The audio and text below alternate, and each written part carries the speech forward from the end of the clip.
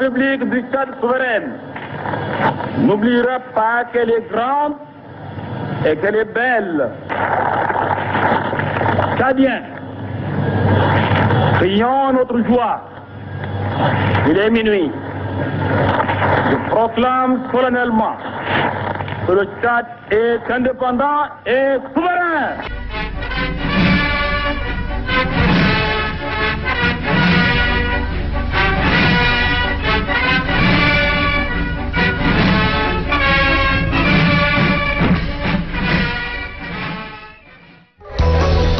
« 11 août 1960, 11 août 2021, que le Tchad a acquis son indépendance. Mais qu'en est-il? Il s'agit de l'indépendance politique, bien sûr, mais qu'en est-il des disciplines sportives qui sont nées et qui ont vu le jour juste après cette indépendance? Quelles sont leurs prouesses, tant au niveau national qu'international? Qu'est-ce qui empêche leur épanouissement de manière générale? Et donc c'est pour échanger, chers téléspectateurs, pour vous, que nous recevons sur ce plateau un invité qui, avec lui, nous allons essayer de débusquer toutes les questions liées aux obstacles et à l'essor du sport tchadien de manière générale. Monsieur, bonjour. Bonjour, monsieur Arnaud. Bonjour, chers téléspectateurs de la télé Tchad. Quel est le regard que vous portez sur le sport au niveau du Tchad? Permettez-moi de vous dire, avant d'aborder ce sujet, que le Tchad était un pays, dans la période postcoloniale, était un pays très en vue en matière de sport. On retiendra toujours, et les anciens sportifs, lors de nos déplacements, me le répètent toujours. Mais vous êtes un grand pays, vous avez représenté la France avec M. Ahmed Issa au 1500. Imaginez un peu ce que ça donne. 1500 mètres. Oui. Donc, on avait des Tchadiens qui représentaient la France. Ça veut dire tout simplement qu'on avait déjà des prémices de réussite dès le début. Malheureusement, à partir de 60 à 79, pas malheureusement, c'était quand même une période où le sport avançait positivement. Et les raisons, elles sont simples. C'était une période pendant laquelle on avait des entraîneurs, les professeurs qui venaient enseigner à l'ENEPS, qui étaient de diverses origines étrangères. Il y a non seulement ceux-là, on avait aussi des enseignants. Voilà, on les appelait des coopérants. Donc vous avez des Français, vous avez des Russes, vous avez des Anglais, des Américains. Et c'était des gens qui vraiment qui ont aidé à booster le sport. Il y a aussi d'autres cas, c'est ceux qui viennent en tant que professeurs dans les lycées ou les collèges. J'ai eu l'occasion d'être enseigné par des Russes, des Français, des Américains, et donc gros mot qui m'a beaucoup encouragé à faire le basket, mais honnêtement j'ai été nul en basket. Donc tous ces gens ont aidé à développer le sport, parce qu'ils avaient une vision qui est celle du sport, et non seulement la vision, mais ils avaient un niveau déjà acceptable d'entraîneur. Pour ceux qui entraînent, pour ceux qui enseignent à l'École nationale d'éducation physique. Donc voilà tout ça, et il faut dire la vérité, dans les années 60, quand nos jeunes sportifs partaient et revenaient, il arrive que le chef de l'État se déplace jusqu'à l'aéroport pour le recevoir. Donc ça, ce sont des choses qui galvanisaient les jeunes à vouloir mieux faire demain pour être en vue, par exemple, devant prendre une photo avec le chef de l'État. Un autre aspect, il y avait assez d'infrastructures, même si elles ne sont pas aux normes. Il y avait beaucoup de terrains de football dans la ville, il y a beaucoup de terrains de basketball. Vous prenez Clémat, il y avait presque 3 ou 4 terrains. Vendre donc ces terrains qui normalement doivent être réservés pour le développement du sport et même des fois aux entreprises. Il y avait 2 grands terrains de football, plus le terrain de football et de handball de la gendarmerie. Donc vous voyez un peu, tout le monde venait et ça attirait les jeunes. Vous avez à Moursal, il y avait le terrain de la CTS, mais aussi d'autres terrains libres où les jeunes venaient jouer, s'entraîner, tout. Dans les collèges, vous avez par exemple au lycée Eboué, toutes les infrastructures donc pour faire la musculation, tout était là en fait, toutes les installations étaient là. Donc ça encourageait déjà les jeunes à pouvoir mieux faire. Mais aujourd'hui, vous faites ce constat, tout est devenu des immeubles.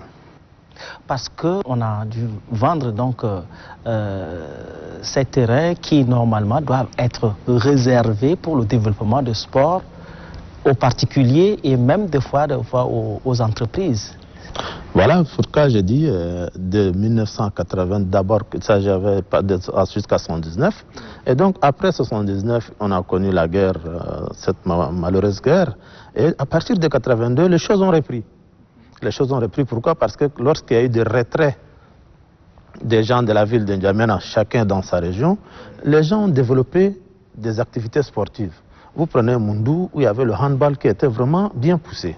Vous prenez la ville de Sar, où le basket était vraiment en vogue. Donc, et qu'est-ce qui se passe? Les gens ont tellement développé leur discipline, des disciplines dans les provinces que certains sont même vendus à l'extérieur. Je prends le cas du basket, où vous allez trouver en cette période des Tchadiens qui sont au Cameroun, en Angola, en Centrafrique, tout ce que vous voulez. Ça veut dire que malgré la guerre, c'est vrai, le Tchad était un État néant, mais ça c'est sur le plan politique et institutionnel. Mais sur le plan sportif, les jeunes ont continué par travailler parce que la plupart n'avaient pratiquement rien à faire. L'école, ça n'en tenait pas tellement, donc il y avait que le sport. Maintenant, à partir de 82 à 90, les choses se sont vraiment bien allées. Ça a commencé par bien se passer. Malheureusement, bon, il y a eu l'arrivée du MPS en 90. Là encore, dans un début, on voyait les choses vraiment bien commencer par bien aller, parce que je me rappelle en 95, avec le ministre Farah, on participait pratiquement à tout ce qui est compétition au niveau continental. Et même international pour certaines disciplines, par exemple individuelles. Ensuite, de 2000 à nos jours, je dirais, il y a eu l'État encore qui a consenti des efforts pour accompagner les sportifs. Ça, c'est important, il faut le mentionner. Qu'est-ce qui s'est passé? L'État a construit une quinzaine de stades à travers le pays. Une quinzaine de stades, je crois, dont 3 en N'Djamena.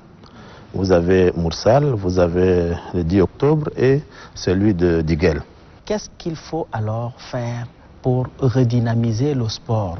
Autrement dit, de 1960, vous avez tout à l'heure essayé de parler du sport peut-être en 4 phases. Avec vous, nous constatons qu'au départ, tout allait de mieux en mieux.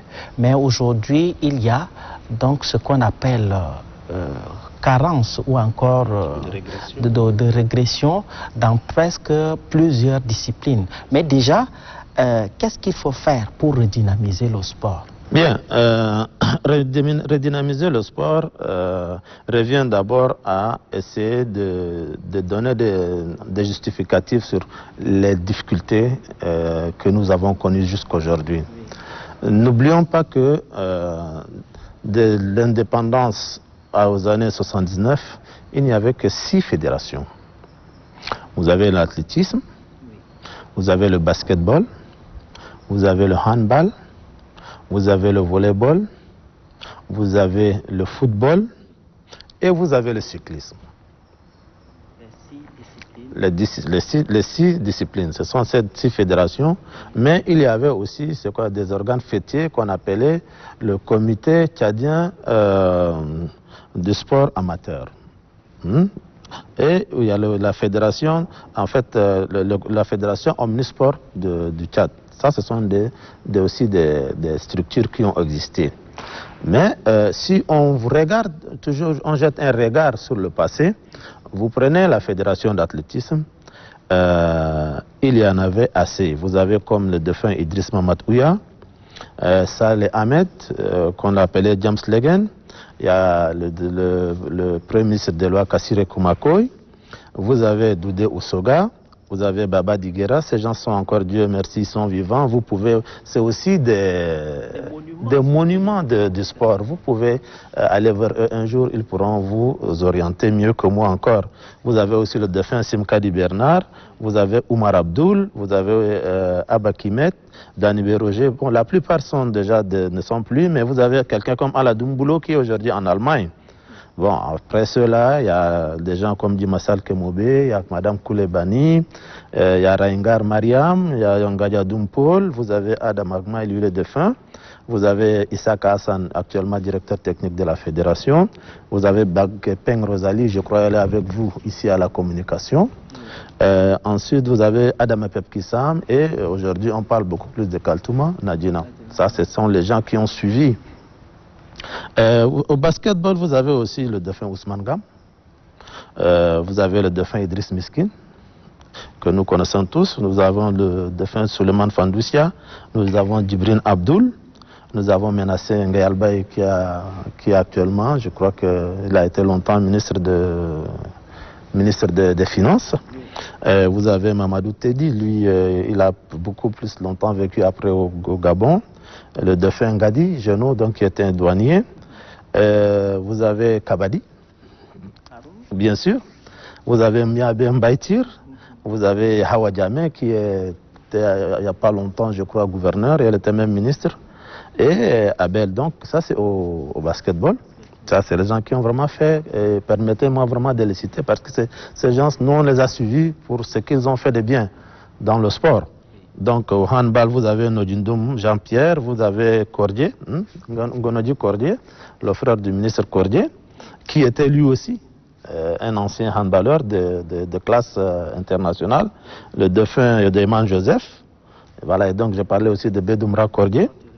Je parle de fin Taïgé, comment on appelle, David. Nous avons Jacob Djedongue, Kaman, vous connaissez, il est aussi de la maison.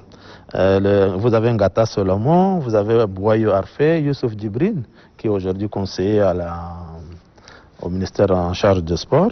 Vous avez Tamsungaro, il est défunt. Makota aussi, il était même pendant un bon bout de temps directeur général au ministère des Sports. Au football, alors ils sont nombreux, mais permettez-moi d'en citer quelques-uns quand même. Vous avez Tokomo Dieudonné, Jean-Claude Belba, on avait le Ngalbogi qui était le gardien, on avait Gombo Apres, on a Idriss Adoum, Djibril, donc on a Adoum Apres en même temps, on a Ngassadina Pelé, on a Saleh Dogo. On a Kager, il vient de décéder il n'y a pas longtemps. Ils sont assez nombreux. Donc, Abal Khali Ezo, Diorio, Douba, ils sont nombreux, Maître Toro et ainsi de suite. Avec vous, on n'a pas encore vu ce qui a lieu pour redynamiser le sport. Est-ce qu'il s'agit de refaire la politique de sport ou bien est-ce qu'il faut injecter de moyens? Est-ce qu'il faut détecter les talents? Qu'est-ce qu'il faut normalement faire? Et en toute honnêteté, nous avons de sérieux problèmes au Tchad, d'abord avec les textes qui régissent le sport au Tchad. Ça, nous avons de sérieux problèmes pour la simple raison qu'aujourd'hui, si vous voulez que le sport du Tchad avance régulièrement et qu'il n'y ait pas de quoi comme on a l'habitude de le vivre, le principe, d'abord, c'est qu'avant de confectionner nos textes, il y a un principe cardinal. Notre appartenance au monde du sport, donc au monde olympique, doit d'abord impliquer l'acceptation des règles olympiques chez nous. Ça, c'est une évidence et on ne peut pas y déroger. On doit obligatoirement souscrire, je dis bien, souscrire à tout ce qui est prévu par la charte olympique. Maintenant, le jour où cela sera fait, ça veut dire qu'on reconnaîtra d'abord qu'en tant que Tchad, qu'il y a une instance internationale qui régit le sport et à laquelle nous devons nous affilier, mais pas seulement nous affilier, mais souscrire aussi à ces règles et principes. Ça doit d'abord être la première condition. Je vous le dis pourquoi. Nous appartenons aujourd'hui au système des Nations Unies. Par exemple, il y a les règles juridiques qui nous édictent la Déclaration universelle des droits de l'homme. Vous voulez respecter les droits de l'homme, voilà ce qu'il y a lieu de faire. Et je crois que le Tchad a même ratifié et il y a des textes nationaux qui se réfèrent à ceux de la Déclaration universelle des droits de l'homme. Nous sommes membres d'une communauté qu'on appelle OHADA, Organisation pour l'harmonisation des droits des affaires. Ça veut dire quoi? Aujourd'hui, je prends un exemple, le nouveau code de procédure civile, commerciale et sociale est obligé de tirer, de se référer à ce code OHADA-là pour l'intégrer dans notre code national. Ça doit être la même chose pour le sport. Le Tchad ne doit pas dire « je suis souverain en matière de sport ». Il n'y a pas de souveraineté. Des lois qui lui sont spécifiques sans se référer à celles du CIO. Parce que le CIO, c'est qui? Le CIO gouverne les CNO, les fédérations internationales, dont toutes les fédérations sont membres. Ça veut dire que s'il y a un ordre qui vient d'une fédération internationale, cet ordre a d'abord été regardé, analysé, avant d'être autorisé par les CIO. Maintenant que la fédération internationale vous l'envoie pour vous soumettre. Je prends un exemple. On dit dans un de nos textes que le Tchad doit avoir des statuts types. Des statuts types. Et on prend un arrêté pour dire voilà le statut type. Oh, votre fédération internationale, et ça c'est général, je mets à défi n'importe quelle fédération, d'où qu'elle vienne, pour me dire le contraire. Je mets à défi, bien sûr. N'importe quelle fédération, je la mets à défi. On vous dit tout simplement, vos statuts du Tchad doivent être conformes au statut de la fédération internationale, sans quoi vous n'êtes pas reconnu. Or, ici au Tchad, on vous dit non, vous devez avoir un statut, et on vous dit statut type, et on vous donne les références. Autrement, maître, ça c'est dans le domaine des lois et des textes qui essaient de réguler le sport. Mais qu'en est-il, par exemple, vous ne pensez pas que les sponsors peuvent, par exemple, peuvent participer à développer le sport? Mais le sponsor ne peut pas intervenir dès lors que votre fédération n'est pas reconnue par la fédération internationale. C'est institutionnel. Parce qu'on oublie que le sport est géré par ce qu'on appelle le droit transnational. Ça veut dire que tout ce que vous faites, il faut qu'il y ait l'obligation qui vous a été faite. Sans quoi, bon, faites ce que vous voulez, mais nous, on ne vous reconnaît pas. Et là, il y en a dans tous les statuts internationaux. Même au niveau du Comité international olympique. Lorsqu'en 2013, 2014, je ne me rappelle pas, nous avons révisé le statut du Comité national olympique sportif tchadien, nous l'avons envoyé et nous ont dit, tant que ces dispositions ne figurent pas, nous n'allons pas approuver. Donc nous sommes obligés d'intégrer, d'intégrer ce qu'ils nous ont imposé et avoir la reconnaissance même du statut du Comité national olympique. Au niveau national. Oui, ça c'est un aspect. Maintenant, dès que c'est réglé, les autres problèmes c'est quoi? Le sponsor, ça peut venir. Mais je retenais qu'en Afrique, la plupart des pays africains, surtout subsahariens, nous sommes trop soumis à l'autorité, en fait, en matière de finances de l'État. On dépend beaucoup plus. Aujourd'hui, prenez le Tchad. Nous avons combien de sociétés? Combien de sociétés nous avons pour leur imposer, pour leur dire nous avons le sport? Or aussi, le sponsor, pour qu'il vous accompagne, il faut qu'il sache que l'athlète est en train de devenir un athlète de haut niveau et à la limite un athlète élite. Comme ça, il peut être présent dans tous les stades et donc le logo du sponsor va être visible. Or, le vrai problème, c'est qu'il est là. Aujourd'hui, prenez les infrastructures. Comme me disent qu'il y a une seule fédération qui a des structures, normes conventionnelles, donc reconnues par sa fédération internationale et qui travaille au Tchad. Il n'y en a pas. Dernièrement, il y a les Jeux Olympiques qui se tiennent même en ce moment, pour ne pas dire dernièrement, qui se tiennent en ce moment à Tokyo, et où nous avons également eu des représentants qui sont allés nous représenter là-bas. Quel est le regard que vous portez par rapport à nos représentants? Quelle est l'évaluation, si vous pouvez nous dire un peu? Bien, de manière globale, moi je dirais que une fois encore, nous sommes à Tokyo grâce au CIO, grâce à l'apport de la solidarité olympique. Les athlètes que vous avez vus, ces athlètes étaient déjà prometteurs quand nous autres on était au comité olympique. 2 d'entre eux avaient déjà bénéficié d'une bourse quand nous étions au comité olympique. Ça veut dire que c'est des gens qui étaient déjà vus et en train d'avancer. La personne qui était arrivée et qui devait aussi bénéficier de la bourse, heureusement qu'elle l'a eu, c'est Marlise Ourtou. Tous ces athlètes ont bénéficié de bourses pour aller développer leurs performances, leurs compétences, leurs aptitudes. C'est dire tout simplement que aujourd'hui, n'eût été la solidarité olympique, n'eût été le CIO, on aurait des représentants. On aurait des représentants parce qu'il y a le principe de l'universalité qui est toujours là et qui existe. Mais on n'aurait pas de représentants avec pareil résultat. Non.